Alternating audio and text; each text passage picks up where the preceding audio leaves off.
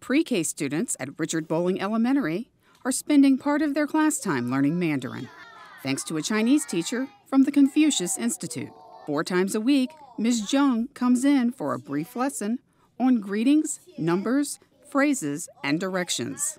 These 4-year-olds have embraced both her and her language and are always eager to show off what they've learned. They're so excited when she comes because it's always something new and challenging, and the way she interacts with them, she's warm, she's inviting, she gets on the floor, she doesn't want a chair set out for her, she wants to be on the floor with the kids. She puts gestures to everything so they retain it better. It is so age appropriate for teaching these youngsters her lessons and for their retention. Oh, it's amazing. Ms. Young comes in and they always greet her ni hao. Now she taught me point to my knee, so I remember. So she interacts with them saying ni hao. They come in, they come to the carpet, and she's like one of the faculty here. She's a beautiful addition, and the children love her. They greet me, use Chinese word.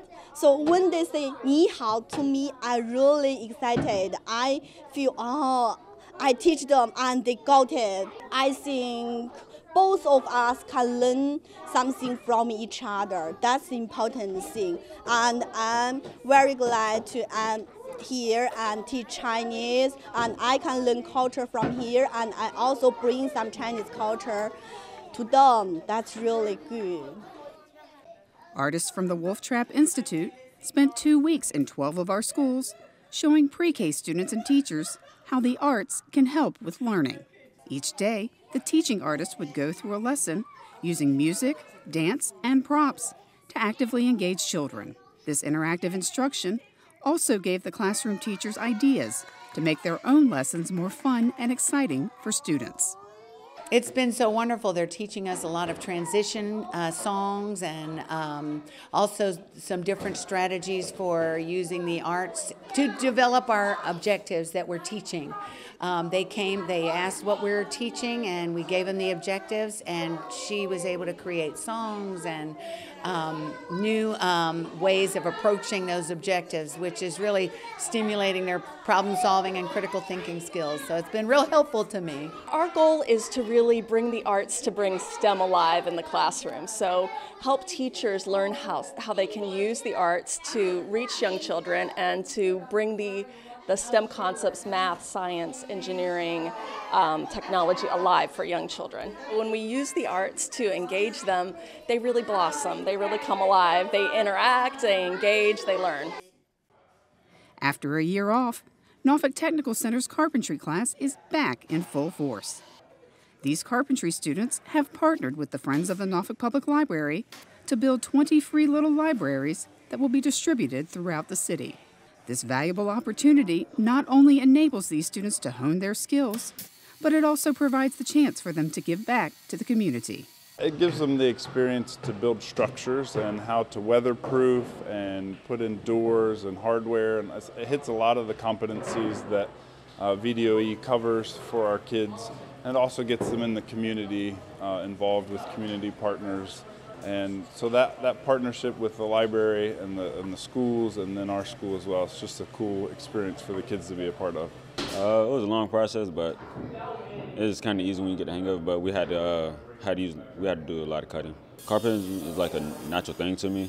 So like I grew up doing it. I grew up building stuff. I want to keep on pursuing that and going to my own business. It's a good thing. Like it makes me feel good about myself. Something that we've done is actually being made public. Last year, not everyone even knew carpentry was in this school. This is its first year back in action. And now we're actually doing something that's going to be out in public. It's great. It feels really great. You get to learn something new, new experiences. I actually learned a few stuff I didn't know about, like some tools I didn't even know existed. So it's really exciting, like when you get to work with these kinds of tools. Like you get a first hands-on experience, which is like prepares you for the future. In addition to outstanding courses, Norfolk Technical Center also holds an annual college and career fair for all its students. This year's fair featured over 40 vendors from universities, the military, and various state and city departments. The fair provides juniors and seniors with the opportunity to seek higher education and training, and even the ability to get started on a career right after graduation from high school. Students at Granby Elementary experience science, technology, engineering, the arts, and math all day long during their annual STEAM Day.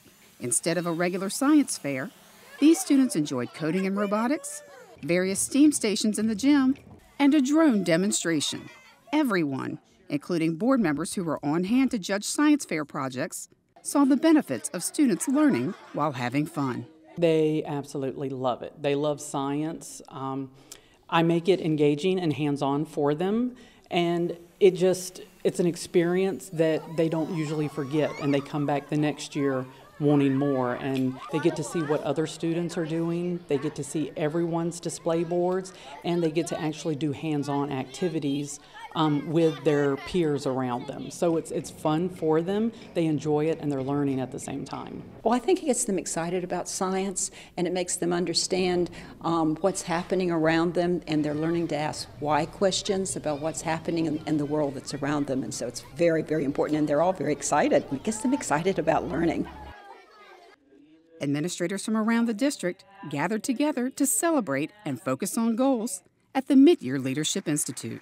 The agenda included a motivational speech by Superintendent Dr. Melinda Boone, updates on everyone's progress, and performances by Booker T. Washington's cheerleaders and Norview High School's award-winning NJROTC.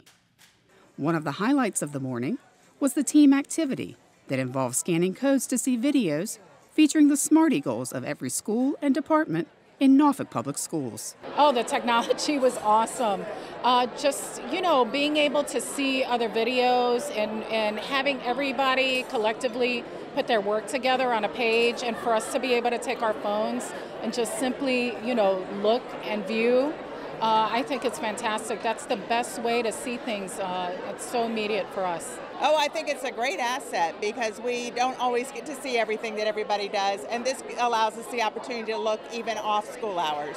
It's always good to hear other ideas from other schools, see what they're doing, see what we can tweak and make our own.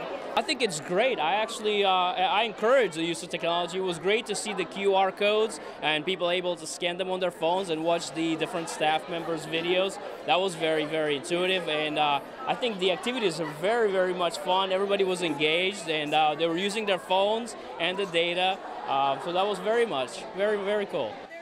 Students at Tidewater Park were the recipients of some goodwill, courtesy of Norfolk Southern. That's really important to Norfolk Southern is giving back to the community, and so today we had the privilege and honor of reading to the students here and just spending time helping to engage in the community and help them learn through reading and different books. I think it's important to show how much the community is involved in what we do on a day-to-day basis, but also giving back because they do so much for us as a company. Ms. Gala and a few third graders also spent time reading The Magic School Bus. They taught me a lot. I had no idea, and they were teaching me of different animals that were fossils in the book, and I think that they really enjoyed it. It was fun to see them stomp around, get up and participate in some of the wording and vocabulary that they learned. They're just so intelligent. Ruffner Academy students, parents, and supporters enjoyed an evening of jazz with Norfolk State University's Jazz Ensemble.